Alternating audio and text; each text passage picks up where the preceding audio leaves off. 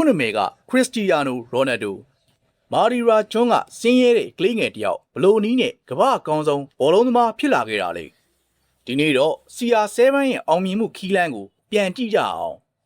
စီရိုနယ်ဒိုကို1985ဖေဖော်ဝါရီလ9ရက်မှာပေါ်တူဂီနိုင်ငံမာရီရာဂျွန်းဖန်ချယ်မြို့တွင်မွေးဖွားခဲ့ပါတယ်မွေးချင်းမောင်နှမ4ယောက်မှာသူကအငယ်ဆုံးသားဖြစ်ပါတယ်မိသားစုကအလွန်ဆင်းရဲနွမ်းပါပြီးဖခင်မှာဥယျာဉ်မှုဖြစ်ခါမိခင်မှာအိမ်ဖော်လုပ်ရသူဖြစ်ပါတယ်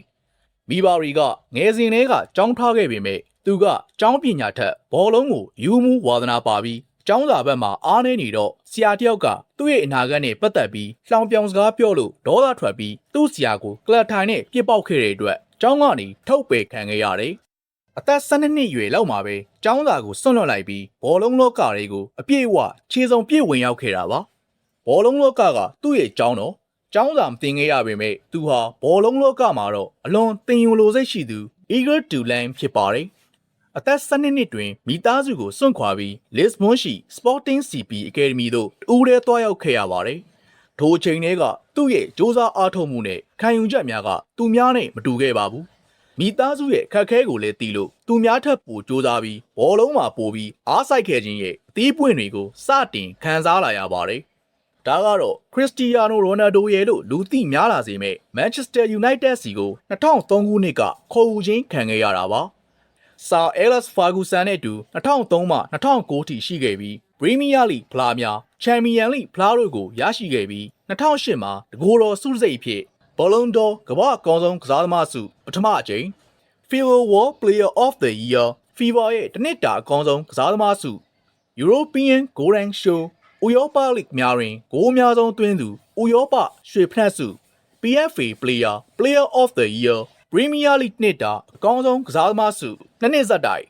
UEFA Club Football of the Year ဥရောပလိပြိုင်ပွဲများ၏အကောင်းဆုံးကစားသမားဆုများစွာကိုတပြိုင်တည်းရယူလိုက်ပြီးမှကမ္ဘာအဆင့်ကျယ်ပွင့်ကစားသမားတူဖြစ်လာခဲ့ပါတယ်။ဒါပေမဲ့သူ့ရဲ့အောင်မြင်မှုတွေကရပ်တန့်မရနိုင်ပဲ2009ခုနှစ်မှာ Real Madrid ကိုပြောင်းရွှေ့သွားခဲ့ပြီး Real Madrid မှာ2009ခုနှစ်မှ2018ထိကစားခဲ့ပြီးသူ့ရဲ့ကစားသမားဘဝအောင်မြင်ဆုံးချိန်လည်းဖြစ်ခဲ့ပါတယ်။ Real Madrid မိုင်းမှာဂိုးသွင်းများဆုံးကစားသမားဖြစ်လာပြီး Champions League ဖလား၄ချိန်ဆွတ်ခူးခဲ့ပြီးတအိုးချင်းစွတ်စိတ်တွေများစွာသိမ်းပိုက်ပြခဲ့ပါတယ်။နောက်ထပ်စိန်ခေါ်မှုအသစ်ဖြစ်တဲ့ Juventus အသင်းစီကို2018မှ2021ထိကစားခဲ့ပြီး Italy Serie A တွင်လည်းမတူညီတဲ့မှတ်တမ်းတွေနဲ့ဆက်လက်အောင်မြင်ခဲ့ပါတယ်။2023မှာတော့စံချိန်တင်ပြောင်းရွှေ့ခြင်းနဲ့ Al Nassr Saudi Arabia League သို့ပြောင်းရွှေ့ခဲ့ပြီးနောက်ဘောလုံးလောက၏ငွေကြေးအများဆုံးစာချုပ်ကိုလက်မှတ်ရေးထိုးခဲ့ပါတယ်။လစာ Al Nassr အသင်းတွင်တစ်နှစ်လျင်ဒေါ်လာတန်း200ဝန်းကျင်ကြော်ညာနှင့်စပွန်ဆာများပါဝင်ရရှိနေခဲ့ပါတယ်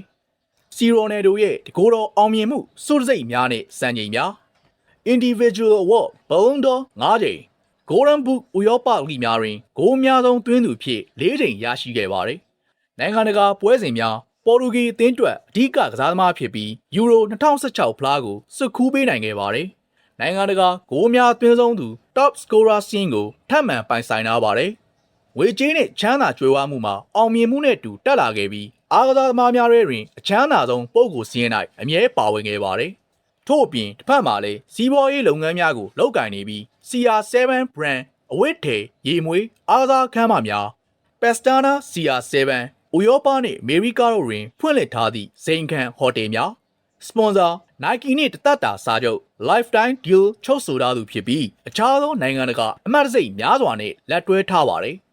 မိသားစုကဆင်းရဲပြီးကျောင်းတန်းပညာဘာမှအများကြီးမတက်မြောက်ခဲ့ပေမဲ့မလျှော့သောဇွဲလုံလဝရိယနဲ့စီကံပေါင်းဆက်ပြီးပြင်းပြတဲ့စိတ်ဆန္ဒနဲ့စ조사ခဲ့တဲ့ရလက်ကစီရိုနယ်ဒိုရဲ့လူငယ်များဖို့ဖြစ်ချင်တာကိုစ조사ရင်ရတယ်ဆိုသောအသည့်ကိုဖော်ပြပေးလိုက်သောဟီးရိုးတူဖြစ်သတ်မှတ်ခြင်းခံခဲ့ရပါတယ်။အခုလက်ရှိအသက်40နီးပါးရှိတော်လဲလူငယ်ကစားသမားများထက်ပိုမိုလေ့ကျင့်ပြီးအမြဲတမ်းနိုင်လိုစိတ် winning mentality ရှိနေခြင်းကသူ့ကိုအခုချိန်ထိထိတ်ဆုံးမှရှိနေပြီးသက်သေပြနေစေဖြစ်ပါတယ်။အခုလက်ရှိ2026မှာစီရိုနယ်ဒိုရဲ့လိုအပ်နေတဲ့ quality တစ်ခုဖြစ်ရှိနေခဲ့ပြီးသူ့ရဲ့ပရိသတ်တွေဖြစ်ချင်ဆုံးမျှော်လင့်တောင်းတနေကြတဲ့ကမ္ဘာဖလားကြီးကိုနိုင်ငံအသင်းအတွက်နောက်ဆုံးစားပွဲလေးဖြစ်တာနဲ့အတူ2016ကမ္ဘာဖလားကြီးကိုကင်မြောက်ပြသသွားနိုင်မလားဆိုတာကမ္ဘာတဝန်းကပရိသတ်တွေစောင့်ကြည့်ရင်ခုန်နေကြမှာသိကြပါပဲ။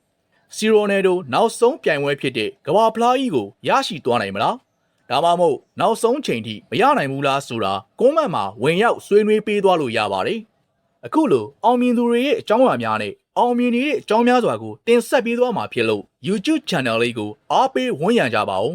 နောက်ထပ်ဗီဒီယိုအသစ်တင်တိုင်းသိရှိနိုင်အောင်လို့ခေါင်းလောင်းလေးနှိပ်ပြီး Subscribe လေးလုပ်ခဲ့ပေးကြပါဦးနော်ကြည့်ရှုအားပေးသူတယောက်ချင်းစီတိုင်းကိုအထူးပဲကျေးဇူးတင်ရှိပါရခင်ဗျာ